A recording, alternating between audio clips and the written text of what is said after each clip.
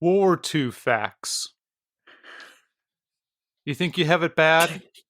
The world had to wait 20 years from November 19th for the combined creative studios of Germany, France, UK, Italy, Russia, and Japan to get together the licensing for their sequel. Until Psycho, 1960, and Psycho 2, 1983, with a 23-year gap between the original and the sequel. The period between World War I and World War II was the longest that anyone had seen before having a sequel. Now there is some hope for a third, or it might be a rebootquel. The Good, the Pod, and the Ugly goes to war with Hell to Eternity. Hey, you get the name right. The Good, the Pod, the Ugly.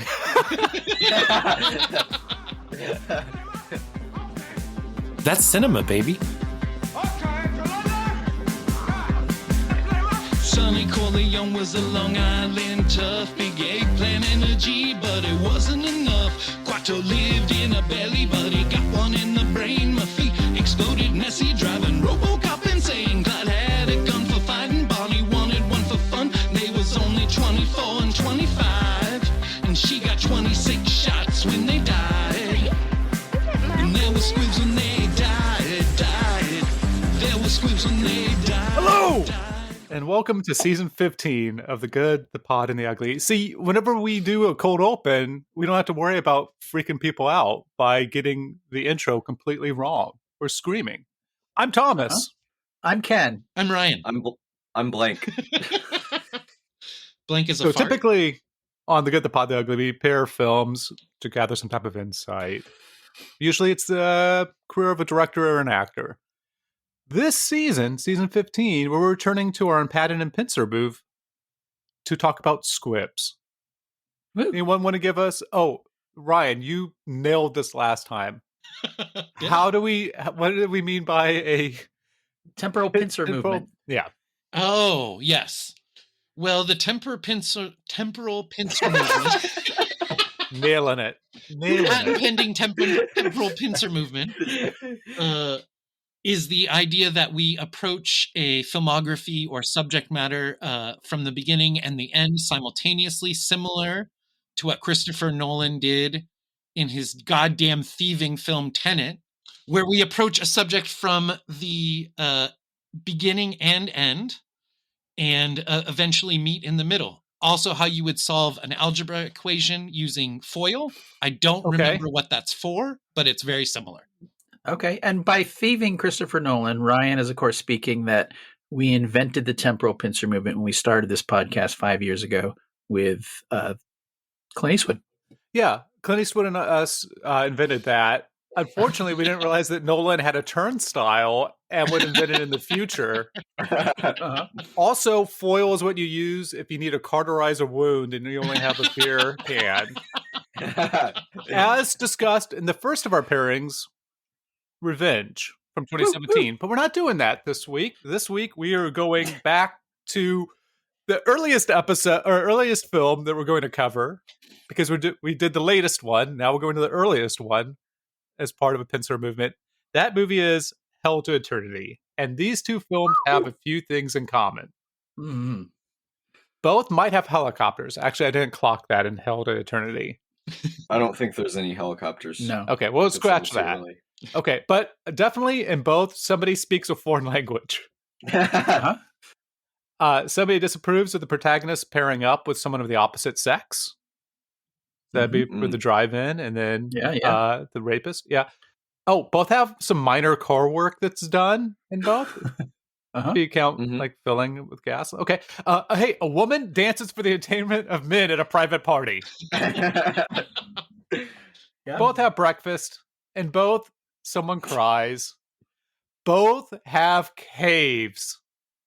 Yes. And both have easily confused titles. So sorry if you watched the 1990 Tony Scott film with post-Film of Dreams Kevin Costner and pre-Super Mario Brothers John Leguizamo, or the confusingly named TV series running from 2011 to 2015 that also starred the female lead of the 1990 film pre-Last Mohicans, Madeline Stowe, called Revenge. So that wasn't the Revenge that we watched last week. No. There's And if you one somehow watched To Hell and Back this week, you watched the wrong film.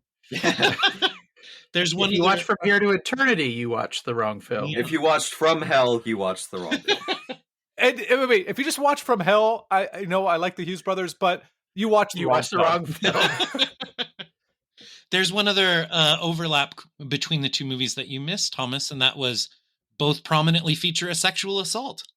There is also a second thing you missed. Both Squibs. Prominently feature a discussion of peaches, but the actual fruit is never shown. Okay, well then there's three things because they also have squibs. What do we mean by squibs, Ryan? What is a squib? What the heck is a squib, Ryan? Yes. So a squib was originally invented by the military, the technology to do depth charges and other things that avert heat-seeking signals like torpedoes, etc. That technology, which included an explosive element and then some debris that would be shot out when the explosion happened, was adapted for filmmaking to show gore and blood popping out of people's bodies when they are shot. They also use it on props to blow holes in props. And it's typically, it used to actually be dynamite and a little condom filled with blood on top of the dynamite. And then they swapped it out for smaller charges, less dangerous, and eventually landed on air shot. CGI. Now we're in the era of CGI squibs, which I think is one of the reasons why we are doing this wonderful season, looking back at the history and use of the squib. And the air charges that they use are actually very bulky and require the person to wear like a vest with the air behind it, and then it would blow out. So it is a lot safer, but it's also a little harder to hide. Whereas like the old Dynamite. yeah, the old one just blow people apart. And in movies, plenty of times you can see the padding that they use underneath the clothes. In this one especially, there's quite a few shots where they're clearly wearing something underneath where the blood is coming out. Should we, is this a good time to talk about the Hays Code, or should we go into more depth about the Hays Code on like Bonnie and Clyde or something? I think Bonnie and Clyde's going to be a perfect one to discuss the Hays Code and how much. I mean, we are going to discuss it with the 5-hour night out scene in this movie. I might touch on it a little bit there, but yeah, Bonnie and Clyde, we'll save it for that. Cool. So this movie came out in 1960. There were no Eastwoods in the year 1960 because he was doing Rawhide. Yeah. Woo. Get him up, move him out. To give a sense of like... No, go for it. The whole thing. That's all I got. The folio art this season is all done by Ken. He's doing all the sound effects you hear, all the gunshots. It is the man with the magic mouth.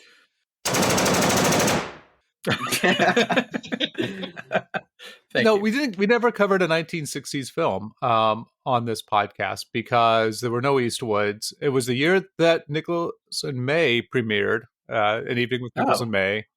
Cool. So Nichols wasn't doing film yet.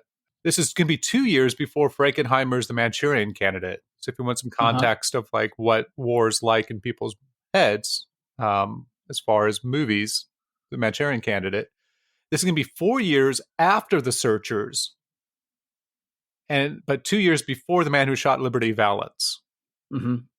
So if you situate it there in your head, and it's 10 years before Christopher Nolan was born. King. Wow. Just to give you a sense of what's going on. King Nolan. And this is in an era of people who were veterans of World War II were the primary people going to see movies. Movies had yet to turn to making movies primarily for children.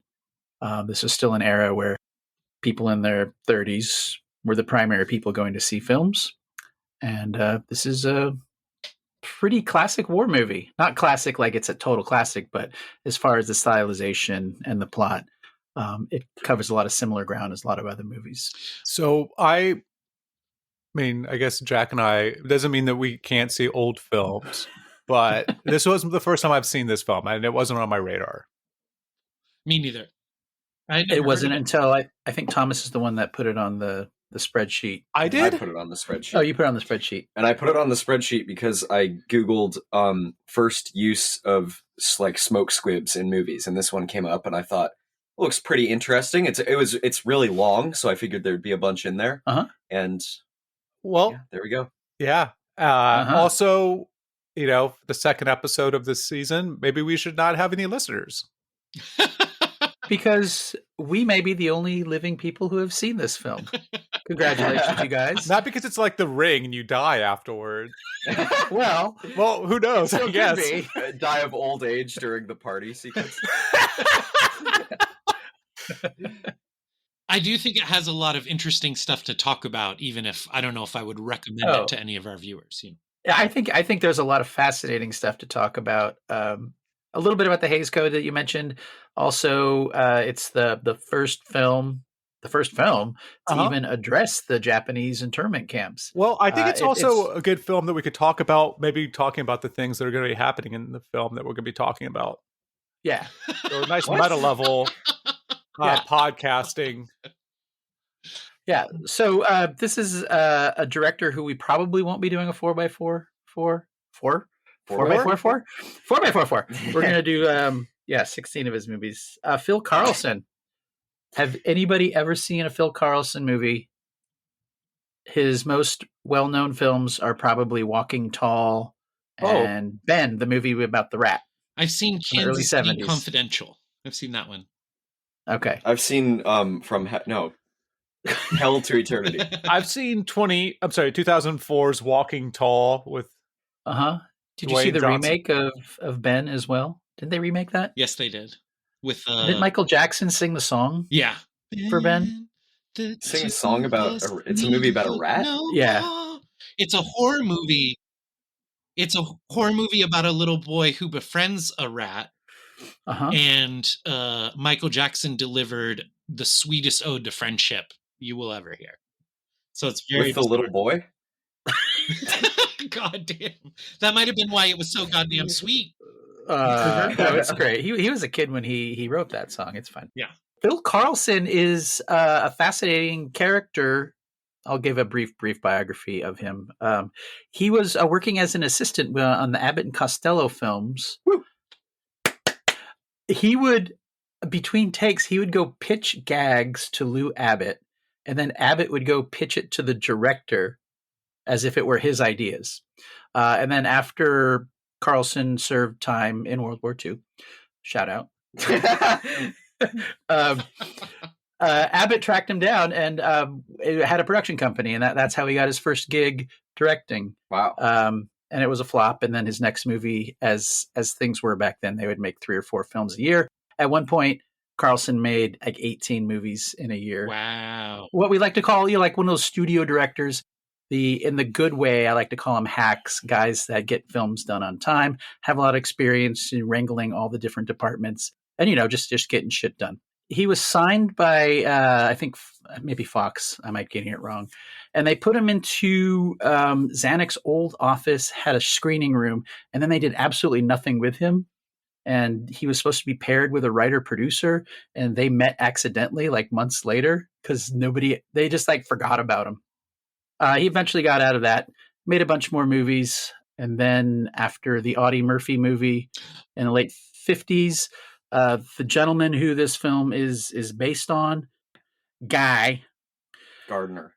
Yeah, it was on This Is Your Life, one of those TV shows. And then after that, because of the Audie Murphy stuff and the personal stories of dudes who were in World War II and did heroic things, they got his rights to play a movie. The actual Guy is Guy. Guy is Okay. a 5'4" Hispanic man. I was so Interesting. disappointed to read that after Yeah. I watched this because that is probably the worst thing about the movie. Yeah, I mean, nothing against Captain Pike, who plays Guy in the movie and is about 15 years older than the actual Guy when the real person went to World War II. It's confusing when your name's Guy. What Yeah, I think what you are getting at, Jack, is one of the big the Hays Code and the era in which this film was made is like most of the problems I think with this movie come from the influence of outside factors beyond the filmmaker's control. Racism and sexism and things like this. Yeah. And really it's that first hour where it's establishing, actually the first half hour, it's establishing Guy going to live with a Japanese couple and his school friend and learning Japanese. And then they're like wacky teenagers, and Jeffrey Hunter's like this guy in his 30s. Like, he's supposed to be a teenager. It's that old horror movie thing where it's like people way too old to play the character. Once the second hour starts and they're in war, it's almost like a completely different picture. Or actually the 8th hour, because in the middle of this first hour, there's a sequence where they go to a nightclub. We got Captain Pike, we got the dude from the Invaders, and some other guy. And they go to a nightclub, they want to get laid, and there's like a long convoluted thing about him procuring whiskey because he's a con man that never really pays off later in the story. And then they go out, and this nightclub scene lasts for like 3 hours. And then they go to an apartment, and there's like the least titillating striptease by two completely different women that the second one managed to be less titillating than the first one, which was not even titillating. Terrible. Apparently they had to cut stuff out of the striptease, but the sequence lasts forever. And the worst part about it is nothing in it, other than some of the camaraderie, which could be established way, way easier, pays off in the last hour when they're in war. Yeah, she never... Zero payoff. I thought that girl might come back and be like he comes back from war and they get married or something. We're not at reactions yet, but I have a very rock solid defense of all of that. There is a great trailer to that scene, Ken. Yeah. Variety's review at the time described the movie as such. It appears that certain concessions were made for the sake of commercialism, reducing the film's overall artistic stature, but the end byproduct is one that is bound to please and excite the average filmgoer, particularly the average male. And I feel like that last line is like, there's almost tits in the middle of this movie, kids. Go see it, you know? Well, so part of the DVD, which isn't available at the Multnomah County Library, but I did get through the interlibrary loan using the Multnomah County Library. Wow. Shout out. Yeah. There is almost an Eastwood level of special features on the DVD. Huh? It includes English and French subtitles and 1960s war movie trailer gallery. What that means is there are 4 theatrical trailers, including its own, so 3 additional ones that you can watch. You can watch the movie trailer for. So this one, when you click on it and you watch the movie trailer, it starts off with like, boys going to war, the most epic war movie you've ever seen. And then it says, here was the way that it was. And it cuts to the apartment scene, what we're calling the nightclub scene. And so I think it was supposed to be like edgy. Like, okay, it's not gonna be your dad's patriotic movie. It's gonna be the way that it was. Do you want to guess what the other 3 movies are that are on this? They're all from the 60s. To Hell and Back? No. Okay, so the 1960s? The 1960s, the next movie that you can watch the trailer for is about 12 men. The Dirty Dozen? Yeah. Huh. The next one, I think... Okay, next one is a submarine movie that has maybe McGowan in it. Oh, the Beatles one, Yellow Submarine. That's a great movie. Ice Station Zebra. Ooh. And the last one, I think, definitely has Clint Eastwood in it, shooting some Nazis. Where Eagles Dare. Yeah. Fuck yeah. That's the special features on the DVD. You can watch those trailers. And that's it. That's it. Have you guys seen many exploitation movies from this era by chance while the Hays Code was still in effect? No. Negatory. This is pretty straight up the middle for an exploitation movie from the 50s or 60s. It gets a little bit more risque just because of the length of time that the actress is just wearing her bra. But a lot of the cheaper later noirs and things like that have scenes like this. Okay. Well, That makes speaking sense. of cheaper noir, you've already mentioned Jeffrey Hunter, who plays Christopher Pike, and he's also in The Searchers, which we've covered. Yep. When he's a boy, when Guy's a boy, did you recognize that actor, Ryan? He looked familiar, but no, I did not. That's Ralphie from The Desperate Hours. Wow. Ah. A The little bit whole older, movie's yeah. predicated on the kid left his bike outside. Now there's criminals taking over our house. I totally Damn. thought that I was trying to place him by thinking of what he would look like older, not younger. So that makes perfect sense. So Jeffrey Hunter not only played the first captain of the Enterprise, he also played Jesus Christ. I don't know which is, a bigger deal. One of the saddest deaths, I don't know if you know how he died. He died in his early 40s. He was making a movie in Spain called The Chicago Mafia, because that's where you make movies. Yeah, so there was an explosive in a window, and the window was supposed to explode outwards. We're talking about like squibs and whatnot, and they rigged it wrong and exploded inward. He got a terrible concussion, had numerous after effects from it, and then went home and had Internal hemorrhaging. Yeah, he underwent brain surgery after he fell after an intracranial hemorrhage. Oh no! Fell, and then he died. He was like in his early 40s. Oh, Jesus. I thought he was Yeah. confined to like a wheelchair thing, and only lights would come on, either like a yes or a no. And then he was in that episode of the original series. That is pretty tragic now that you mention it. Holy cow. Yeah. Very sad story. He's a good-looking guy, and he looks great in this movie. He's wearing that cool black cap, running around I forget where it takes place. It was filmed in Okinawa. I kept looking at it going like, is this California? I was wondering I thought that it was too. California. There's some that was like, this is a backlot in California. Then I looked it up and it said it was all filmed location Wow. in Okinawa. Yeah, They that is did wild. not do enough with the location did then, not. because it looked like California. Well, there are some scenes where they're looking out at the water and you could see like other islands and whatnot, and it definitely was not California. And did they use a mix of like archive footage as well? Yeah, for that some of the old montage stuff. thing where it's like they didn't even bother getting footage without a scratch. Yeah. It's like this scratched old footage of them landing on the beaches. I thought it was obviously a cheapo move, but I thought that maybe in this time, because of what you were saying earlier, Ken, that so many people had distinct memories of World War II, that maybe it was like to put you back in that place, like this is what you saw in the newsreels, and then this is what was really going on. Yeah. It kind of breaks you out of the movie a little bit, as a contemporary viewer. But I think you're exactly right. That's probably why they did that back then. But the first hour, I mean, so he plays Guy, who mom goes to the hospital and dies, and then he gets raised by a Japanese family. He knows Japanese, and then Pearl Harbor happens. There's some racial stuff that happens when he's trying to get the girlfriend of his adopted brother. So anyway, it's a bunch of business that is kind of irrelevant. Beats the shit out of a racist.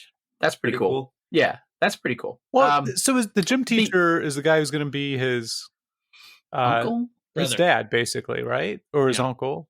Uncle, yeah. He's the oldest. When they go to his house after he gets in the fight, the kid's house when he goes to the fight, and that's when you find out that his parents aren't around. His dad's maybe locked up and his mom's gone. They pan the inside of that house. The outside looks ramshackled. I'll give you that. But the inside of it doesn't look that different than the Coral household. I didn't really see what was that big of a deal. My dad is not laughing right now. He's not smiling. Wow. I thought you had a very lovely house, Ken. You didn't see the inside. As I mentioned earlier, this is the first Hollywood film to include mention of the Japanese internment camps. Yeah. And it's one of those things where from 2025, it's like, they're like, I call it nice watch washing, because they make it look far nicer than we know historically than it was. But it's also kind of the baby step thing where this is the first time they actually bring it up. Yeah. And they mention, well, how come they're not sending all the Germans and Italians there? Yeah. So they do mention it, and it does have a lot of empathy on the side of the Japanese Americans, even if they make it look pretty nice. It's like he goes and visits them, and they got like a little cabin in the woods. It's like they're camping almost. And, they got a dinner bell. And I mean, that's a little sinister, right? Like how cheerful they kind of play that. Yeah. But it's, I mean, I guess it's better than I guess like a terrible thing that a much worse camp. I don't know, but I thought what's interesting is that they're listening to FDR on the radio talk about this is a day of infamy. Uh-huh. And I thought it was very interesting because it's so different than American Sniper and that activation moment. Mm-hmm. Where Interesting. Or in actually no, I want to probably say the train to Paris. Yes. 1517 to Paris. Yeah. Where it's just like this activation moment of seeing an attack on U.S. soil, and you're gonna go. So yeah, I thought that was interesting that they all wanted to go sign up for war immediately, and then the dad's like, "I tried that yesterday. They don't like us." First of all, that's the older brother. It's not a dad. The older brother is the two Japanese boys are like 10 to 15 years apart. Okay. And then, that was mostly it. Sorry to interrupt. Well, it's weird because they introduce all these bits of business, like the two brothers want to go and enlist, and they're like, maybe you shouldn't. And then Jeffrey Hunter, who is like 33 when they made the movie, and he's playing a 17-year-old 5'4" Hispanic. He's not playing Hispanic. It's not. Don't get in your head. Fucking touch of evil. And then he goes there. It's like you have like a perforated eardrum, bone spurs, or whatever the fuck it is, and he can't go. But in real life, Guy enlisted when he was 17, so he was super, super young. But for some reason, they have to make the bit of business about what you just mentioned, Thomas, where the brothers are like, the dad's like, don't even think about it. But they're the ones that actually go into the military and are writing him letters before he enlists in the movie.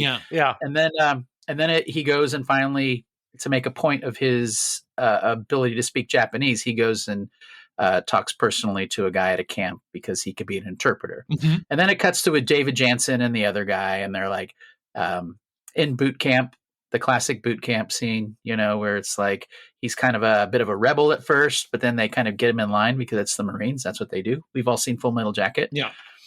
And then that fucking party scene when they go to Hawaii. Well, do you have something you want to say about that, Jack? You were about to say something earlier. I think, again, I want to reiterate that it's very unfortunate that the real life dude was Hispanic and they cast a white guy. I understand at the time, whatever. But that's the thing that made me just kind of go like, oh, man, after I watched this, because I really liked everything else about it, including the party scene, which I don't think the war it's about half, a little less than half. It's Full Metal Jacket classically. Yeah, or the deer hunter or whatever. I don't think that works without everything that comes before it, including how long that party scene goes on for. And I think the reason it works is because it hard cuts from them laughing at the party to them landing on the beach. Okay. Just immediately in the midst of chaos. And it kind of lulls you in. I enjoyed it. I thought, the striptease stuff is dumb, but, I was having fun with them. With the characters, whatever. And then when that moment happens, it was just so jarring. I was like, whoa, what the fuck? Yeah, it's a 1 hour and 6 minutes in. I said a hard cut, and it goes to the war. But what's even more interesting than that, that's fascinating. It goes to it from the Japanese perspective. Yeah. You have the Japanese general looking through his binoculars. Oh, both movies have binoculars! Yay! I do think a lot of what you guys are picking up on as far as the characterization in the first hour and how bizarre it is. And this is not a justification saying that you should enjoy it better, but they are playing such a tricky game because, and this happens a lot in the movies of William Wyler, where they want to get across a liberal or even the tiny bit subversive point of view.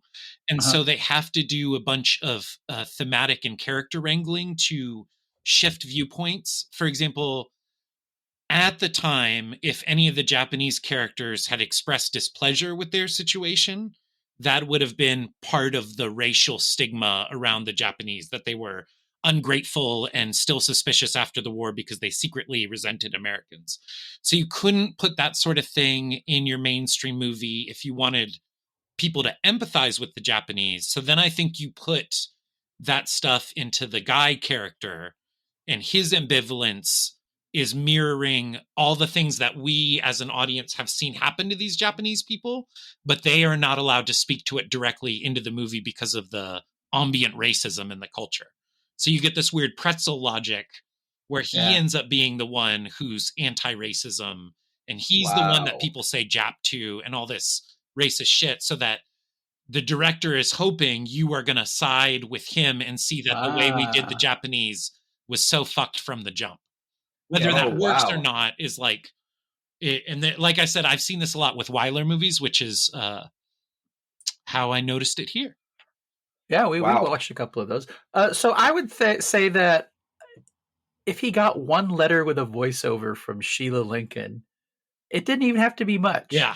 Just to sort of, because when the movie ended, and he's like, I'm taking this little kid home. It's like, it just ends. The movie fucking ends. It's like he doesn't get reunited with his family, which is fine because we get the letters, and that kind of keeps us up to date and makes us feel his dislocation from his family because that's the only contact he has. So I like that, but they just needed one letter from Sheila to kind of make that whole sequence. Yeah, because when it was over, my feeling was like, what the fuck was that?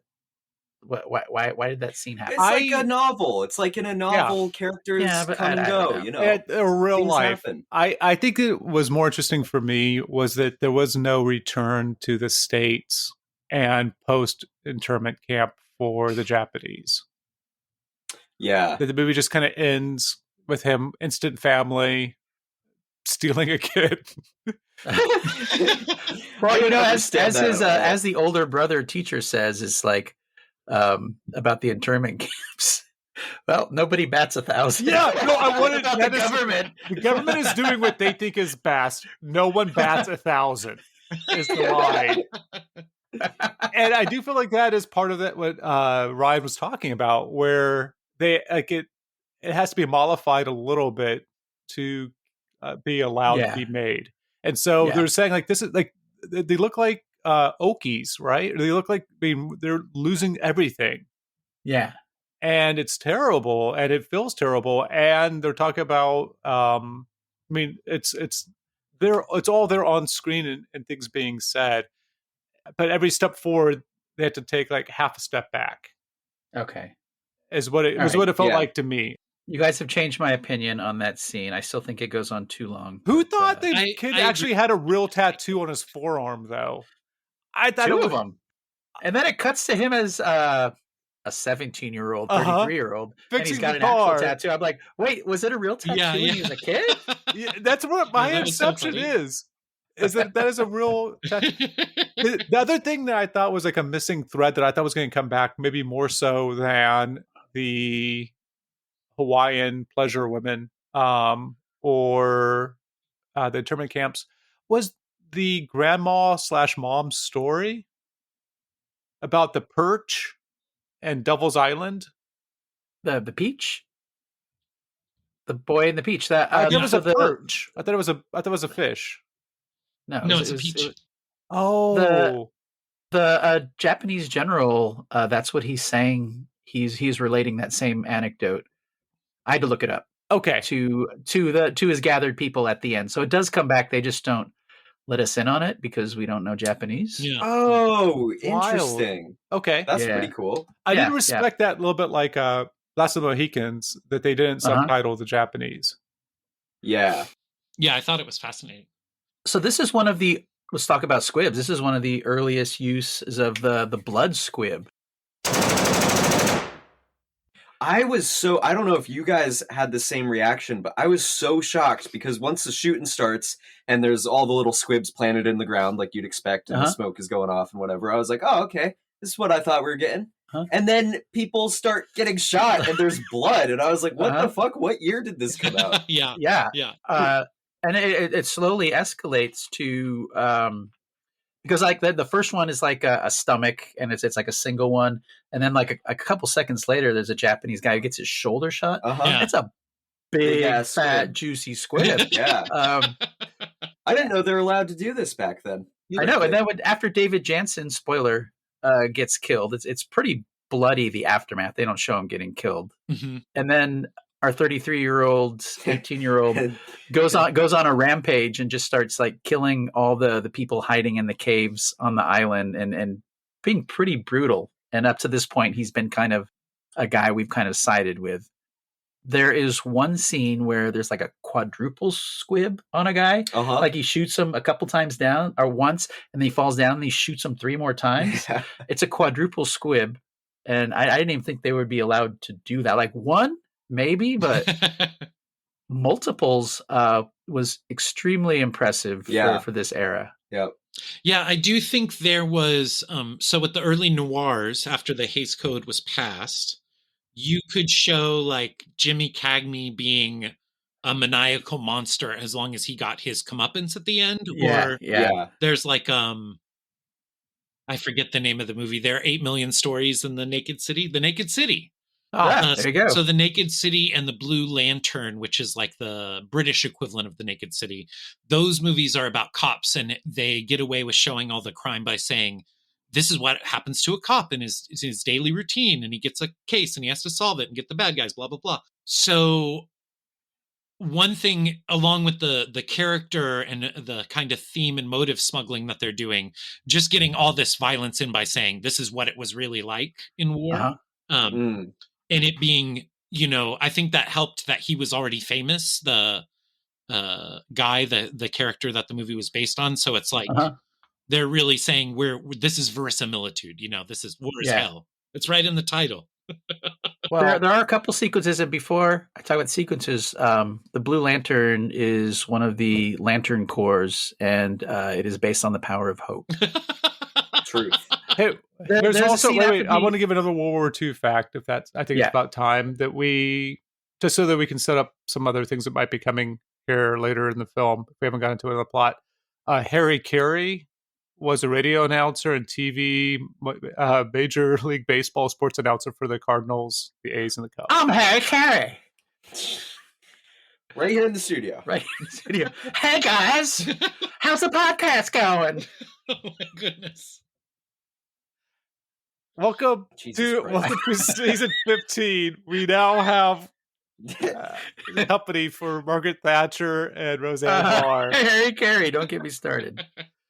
After the initial battle where we forget those first squibs, there's the aftermath where everything's dead quiet. That scene really surprised me because it seemed really grim and zero heroism in it. And then there's a scene after they blow the first cave with a grenade, and you hear crying, and that little girl comes out. Oh my God! Absolutely stunning, and something I was not expecting, having given the tone of the rest of the movie. And then how violent it allows the character to be when he goes on his kind of his revenge. After David Jansen is killed, I was not thinking they were going to let him just go there. Yeah, and especially right after he's killed, when he's running and there's all the gunfire, little squibs going off around him on the ground. And he's just being shot at, and he's just like a wild animal. He just guns all 4 of them down, and then he unloads his rifle, and then his rifle's empty. So he takes out his pistol, and then he just keeps shooting the dead bodies. And it's like he has this feral, crazy stare in his eyes. Yeah. It's pretty amazing. Yeah, was not expecting that. Me neither. And then there's the scene where they're telling the people of the island to just kill themselves, and they come to a cliffside, and there's these dead bodies down there. Oh, and then that reminds me. Another fact to help with context. Okay. A kamikaze is a tart and tasty blend of vodka, triple sec, and lime. Anyway, And then he sees the mom and the son walking towards it, and the superimposing of his own mama-san is what he calls her. I'm not appropriating anything. That's her character name as far as I know. And then his brother George, well, played as an adult by George Takei. Yes. Well, that's a little bit. And then, and then he's like, I can wing her so they don't jump off the cliff. Yeah. And John Larch is there, who plays like the police chief in Dirty Harry, and he's like, dude, Yeah. what the hell are you doing? An actual little bit of historical context. Uh-huh. Operation Downfall, which was the proposed invasion of Japan by the United States military before we dropped the bomb on them and then they surrendered. Not we. I was not part of that decision. I would have advised against creating nuclear weapons. Uh-huh. Anyway, the Japanese, because they still had an emperor at the time who they believed was like an actual god in human form. And so everyone would just follow exactly what he said. And the propaganda at the time was that the Americans are going to come rape, eat, and kill you. And so, yeah, they were that prepared. order? That would make the most Perhaps. sense. That would make the most sense.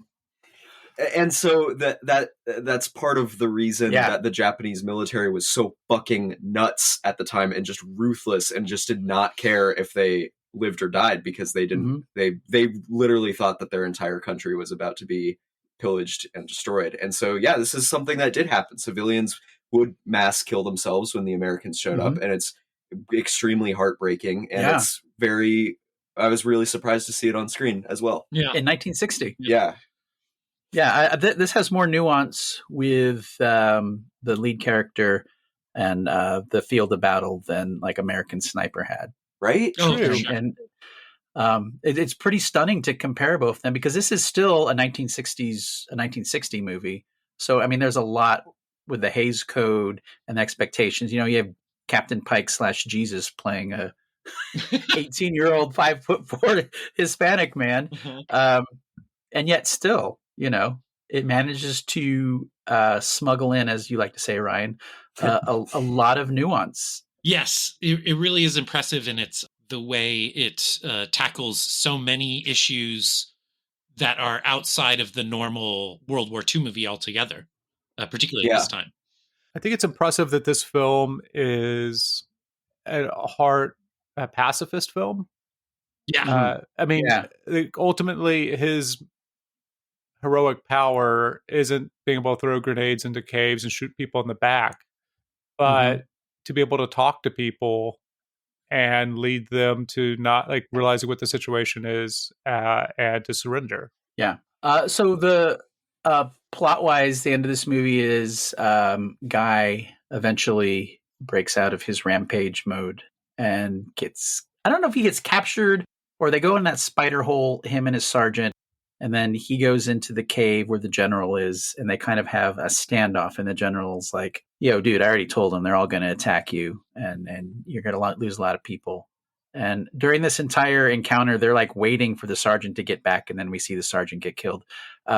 Guy does not let the general know that he speaks Japanese. They're speaking English. And it's that great scene where the other two guys come in, and whatever the general says in Japanese, Guy understands it and shoots both of the guys. He says, "Oh, you're going to double cross me. I understand Japanese." That's not how he says it. No, he says it. Hey guys, I understand Japanese. I'm Harry. But then he talks the general into telling his people, who look really, really ratty. They do not look like a rampaging army of well-trained soldiers. They look like they're on the verge of death. Yeah. And they have been sieged for a long time. That's the other thing that really surprised me that I love about this movie, is that it doesn't end in a battle sequence, which the whole last hour is like mostly battles. And then in the end, it's like whoever was just saying that it's a pacifist movie, he finishes it by talking him down. Yeah, that was his claim to fame. I mean, he saved 800 Japanese soldiers there, and then another island saved like another 700. So like 1,500. Not just those soldiers, but had they gone through with the general's plan, like, you know, hundreds of American soldiers and soldiers from other countries as well. Yeah. So it is extremely laudable, his little story. And then the context is makes it even more interesting in 2025 because of the internment camps and, you know, how we feel about the Japanese here versus the emperor's Japanese army is a very dicey thing to talk about. I mean, Godzilla -1, I can get Jack talking. Oh, don't bring up that fucking movie about that movie because of how it kind of nice washes how brutal the Japanese army was in World War II. Oh, interesting. They don't even fucking teach that in schools in Japan. No, yeah. It's ridiculous. Anyway. Well, originally Pearl Harbor was attacked December 7th, 1941, until this year when Secretary of Navy under Trump had the date changed to July 7th and June 7th. So those will be days that will live in infamy. My great uncle Ed was in the Pearl Harbor bombing. He survived. Which side was he on? We went to the 50th, 60th. We went to the 60th anniversary with him a decade ago. You know, wow, more than a decade ago. So the real life Guy Gabaldon, I guess that's his last name. Gabby, 5'4" Hispanic man played by tall, blue-eyed Captain Pike, was so impressed with the performance of Jeffrey Hunter, he named his son Jeffrey Hunter Gabaldon, if that's his last name. Wow! Holy shit! Yeah. Wow. So he was okay with it then. Oh, what, you kidding? Yeah, Jesus and Captain Pike playing you?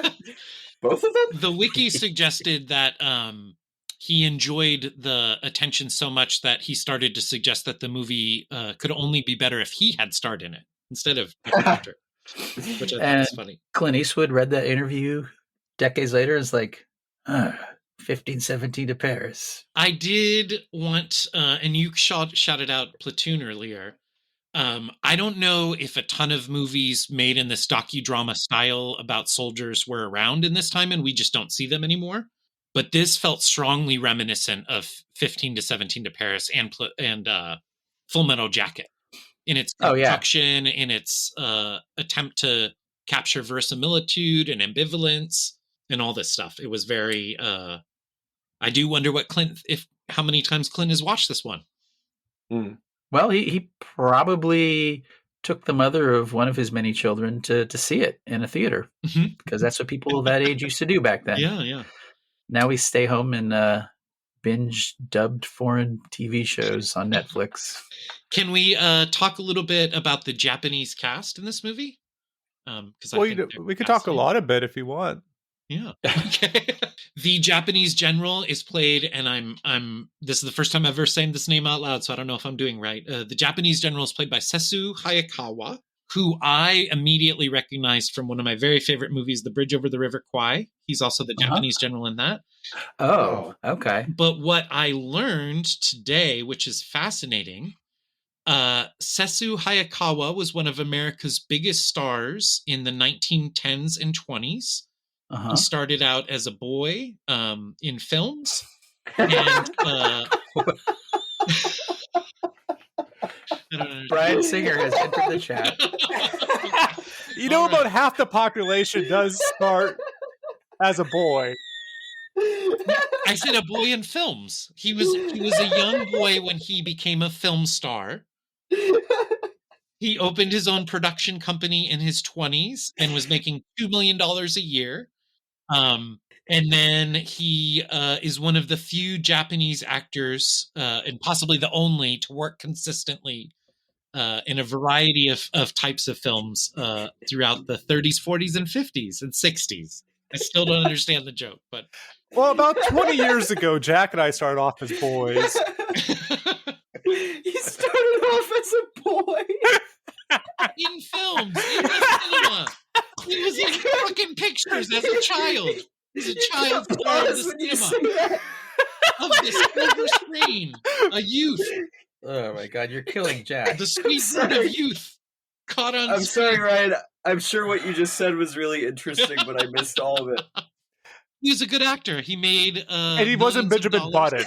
He was as big a star as Charlie Chaplin and Buster Keaton, and you didn't know that. And why is that? No, Racism. Racism. That's good That's stuff. why. My favorite performance in the movie was Mama-san, the Japanese actress who's Reiko Sato. It's unfortunate. She's such an incredible actress. It's unfortunate that the only other big role she had was in a 1960s Flower Drum Song, which was the only movie before Crazy Rich Asians to have a majority Asian American cast, and is also incredibly racist about exotic dancers, Japanese exotic dancers in San Francisco near the turn of the century. And so the movie is infamous in film studies because it's well loved amongst older generations of Japanese Americans, simply because it's the only movie they got. But it's so racist on its face that it's really hard to even sit through now. Okay. Finally, George Takei obviously went on to do Star Wars. God damn it. No, he did not. Wait, what? No, he did not. He did what? Luke Skywalker, played by George Takei, in an incredibly groundbreaking role. Thank you, George Lucas, for packing so much progress into your little space movie. In addition to being on Star Trek, Takei, I believe about 15 years ago, produced and starred in the only Broadway play to depict Asian American confinement during World War II. And so it's fascinating that these things kind of bookend his career. Oh, wow. That this was the first thing he did. And then one of the very last times he's appeared on stage or screen was this award-winning play about Japanese internment. It wasn't the first thing that he did. No, one of the first things he did. Oh, got it. Okay. Yeah.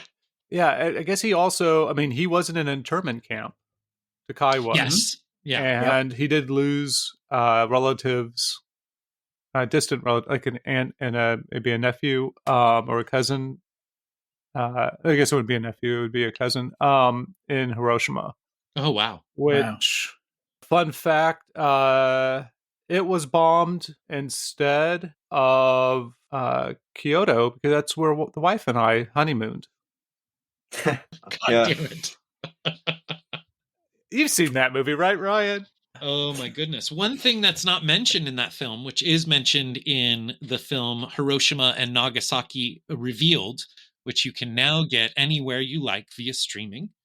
One thing that's not mentioned in Oppenheimer? the American masterpiece Oppenheimer is that the time when they dropped the bomb on Hiroshima, they knocked out all of the comms. And so the emperor didn't even know what had happened in Hiroshima when we dropped the second bomb on Nagasaki, which of course we said was because they didn't surrender, but was actually to let the Russians know that we could keep going as long as we wanted with these. Yeah. Is Oppenheimer your Godzilla -1? Where we shouldn't mention it because you go on a rant?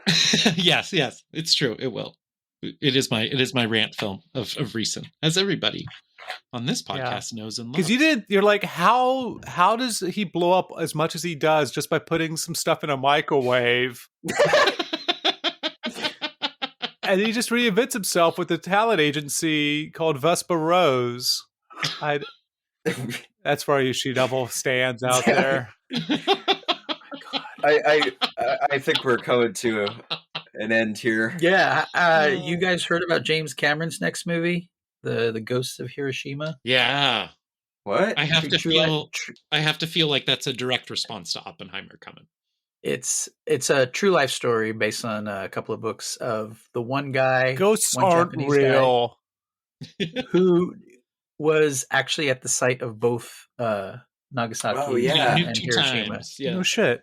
Yeah. So like a cold burrito nuked twice. Once James Cameron is done with his 14 Avatar movies, he'll make that movie sometime in 2060. I hope he lives long enough to make it. My theory is that he's passing off the final 2 Avatar movies after this third one. Let's hope so. Yeah. He's made noises about how he wants to see them all through, but he's not sure he can do this forever. Well, he's been doing them for a quarter of a century. Anyway, why are we talking about...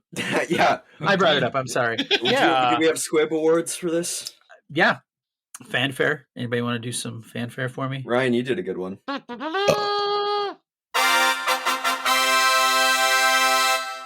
Okay, so the Beheaded Samurai Geyser Award for Best Squib in Hell to Eternity Is it that chest one or is it the quad squib? Those are my two favorite. I think when he shoots the two guys in the cave, because those ones are really up close, and Yeah. you actually get some blood splatter on the wall behind them too. Yeah, that's So good. that was pretty good. The two guys when he's with the general? Yeah, he Yeah, those are executes good. him. Those are good. Okay. Thomas, do you have a pick? You're the tiebreaker. The first one. Okay, it's going to be. I'm Two really dudes in invested cave, in this then. season, y'all. All right, I'm writing this down. The Willem Dafoe in Platoon Award for Did I Miss a Squib? Why'd that guy die? The Too Subtle Squib Award. There are lots of people just falling down Yeah, in this yeah. movie. yeah, totally.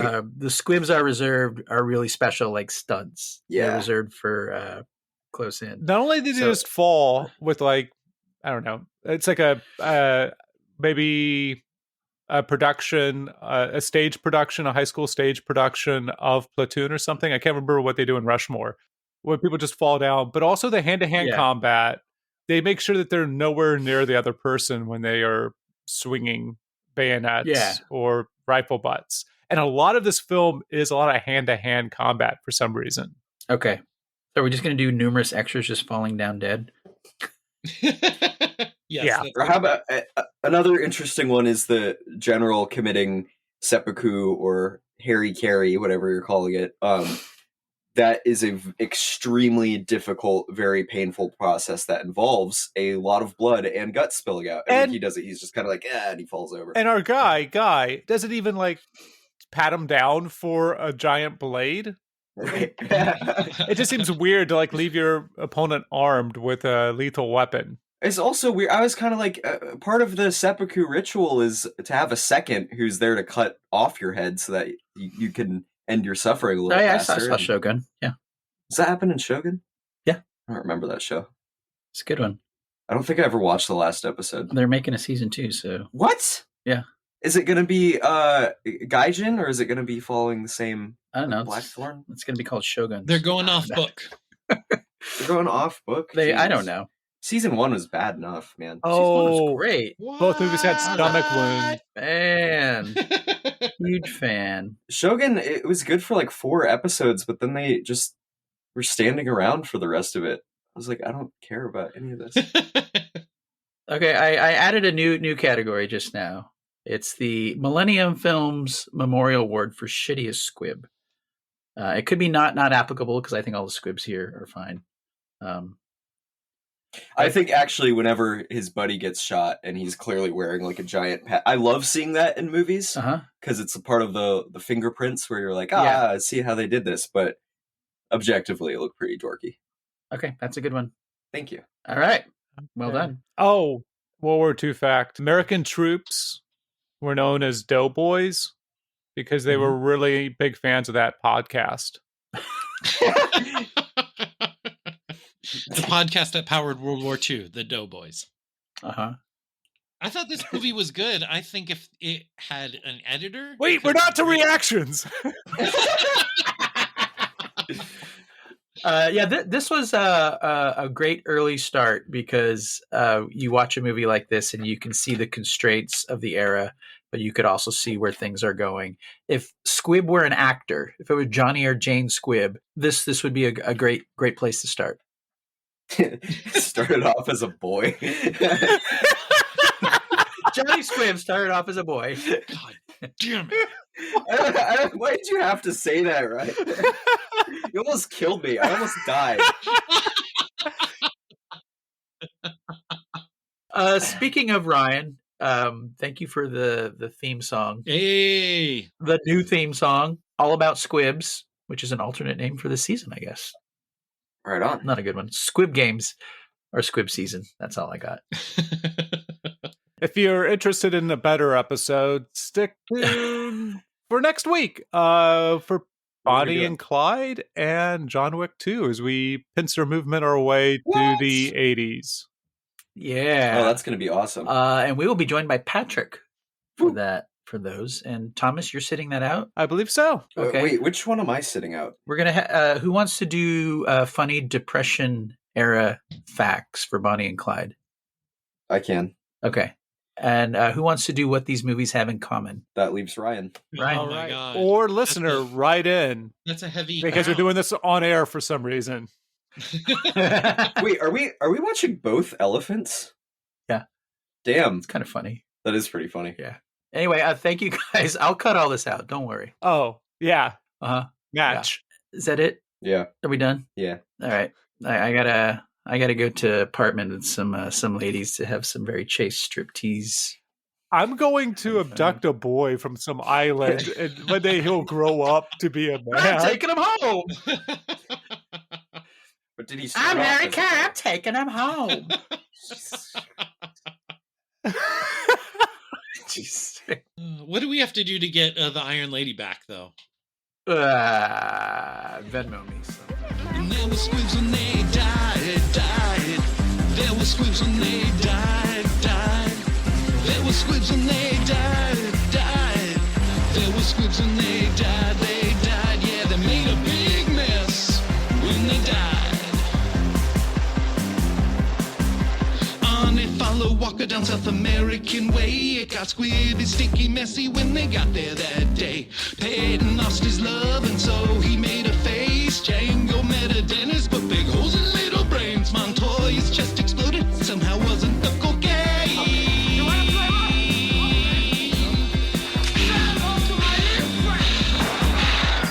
And there were squibs when they died. There were squibs when they died. And there were squibs when they died. There were squibs when they died. Yeah, they made a big mess and then they died.